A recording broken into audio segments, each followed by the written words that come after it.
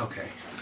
Hi, this is Rick. And this is Steve. Today we're talking about the perceived problem of human suffering, specifically with regard to, as a prompt, the Japan and the tsunami that have hit. Did I say the Japan and tsunami? The earthquake and the tsunami that just hit Japan a few days ago. Yeah. And Sorry, I didn't mean to laugh. No, that was awesome. Yeah. The Japan that just hit an earthquake. The earthquake and tsunami that just hit Japan a few days ago. Right. And the question that's coming up. The one that I've been hearing online where people are talking about how this is God's retribution for their wickedness or something they did in World War II or whatever fill-in-the-blank thing I don't like about Japan. Right. Which comes from, strangely enough, the Old Testament Jewish tradition way back in the Torah, the law, that says that any unclean thing has to be cast out of the community. Right. Because God's not happy with it. So God is a universal builder who is orchestrating every little building block of the universe, and if something is unclean, for whatever definition that would be, God wipes it out. Right. I just don't like that. And I've decided, especially because you guys can't get it together enough to handle it.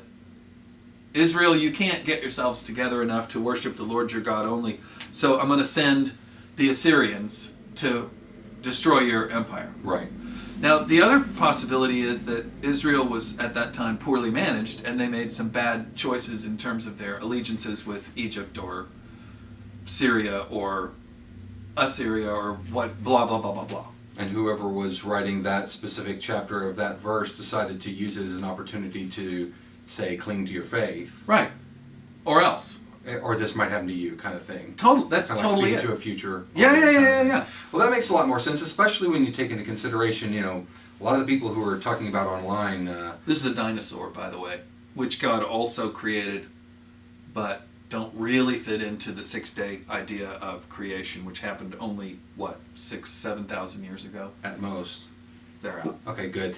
So, but tigers are in, so here you can put that. Thanks. So, the other thing I'm hearing online, which is where people are talking about, I don't really care about what happened in Japan because of what they did to us in World War II, which I think is just kind of a mean, hateful thing to think, especially taking into consideration that if you're thinking about the evening of a score of something that happened, 60 years ago, we did drop a couple of bombs on them, and they've actually. I hate to make it sound like I'm being trivial about this because I'm very much not, but we've been good partners with them since. They have contributed to our culture. We've contributed to their culture.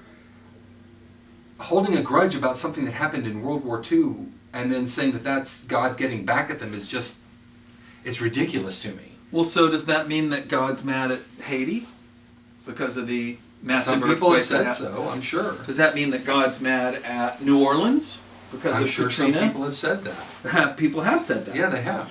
So, Because they were going to let some kind of gay parade go on. I think I heard on the 700 Club or one of those other TV shows. well, here's the parade, and God says, "You're letting this parade happen in your town. I have now decided to smite you because you're unclean." Yeah, it's confusing because you can. Here's how it boils down for me, and what helps me sleep at night with all this kind of thing, is that I can come to a conclusion that I believe that this is a direct result. This horrible thing that happened is a direct result of God's retribution on that, and I can dream up any number of things. Yes. And I can come up with any configuration of those things. But what really validates? The only thing that validates that connection between God's indignation and anger over something equating into this negative action is the fact that I dreamt it up. You mean it's based on your view of the Right, world? exactly. And who you like and don't like? Ultimately, yes. And so as a result, I have a choice as to whether to hold that near and dear to my heart as my belief or not. And I choose not to. Because it seems to me that in that instance, it really doesn't make any difference why I'm called to more and more times in the Bible and in my own faith and in my own being just a human being, regardless of faith and everything else, I'm called to help people who need help, not to judge people who need help. And I feel it's ultimately much more important and a better reflection of the love that I would want shared with me and that I want to share with other people to do the right thing and be there for those people and not try to figure out some blame for it. Yeah, but you're wrong. Well, then I guess I'm wrong. So there you go. I'm gonna give a response to that, which I think may be helpful too, which is Jesus was asked this same kind of question a number of times. Like, why was this man born blind? Did he sin or did his parents sin? What uncleanness is this a punishment for? Right. And Jesus said, this guy being born blind is not a punishment of anybody. Look at this as a beautiful opportunity for God to do what God wants to do, which is to perform healing. Right, to help, to bring people together for the betterment. For something beautiful to happen. Exactly. So then, the same thing happens with the idea that anybody who is sinful is an outcast, which comes from that same Jewish tradition, which is also present in Christian tradition as well, obviously. The unclean person has to be burned at the stake, or cast out of our church, or whatever, absolutely. Yeah. The Muslims have Jerusalem. We have to go kill them so that we can take it back, because they're infidels, right? And that occurs in all kinds of religious traditions, not just the Judeo-Christian tradition. We see it now with radical Islam. Right. It's the same thing. What Jesus does is, over and over and over, he takes people who have been excluded, thrown out, judged as being sinners, quote unquote, and those are the people that he hangs out with. Like, those are the people for him that become the insiders of the movement that he's trying to build. And over and over and over, he says things like, what I want you to do is to feed the poor, not judge the poor. Right. What I want you to do is to heal the sick, not judge the sick. Right.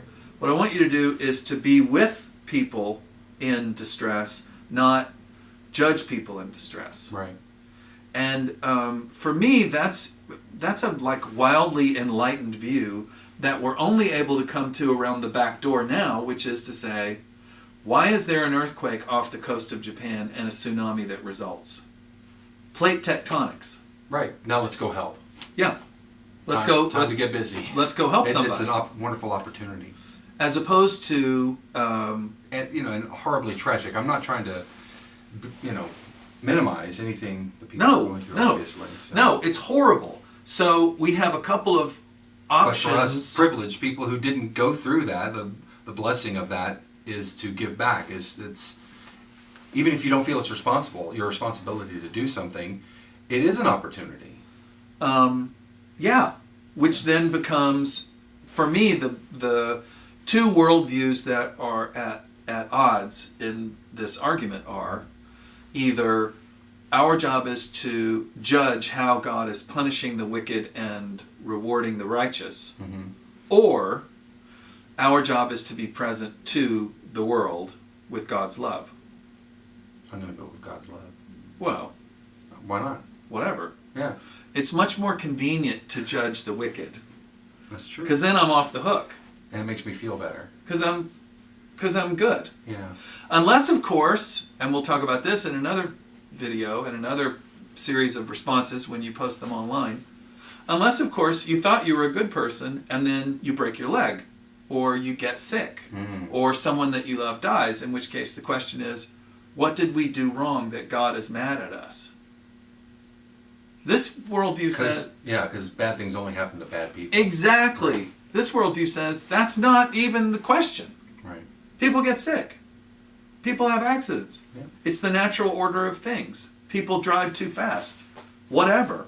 Yeah. It's a natural consequence of plate tectonics that there are tsunamis. Yeah.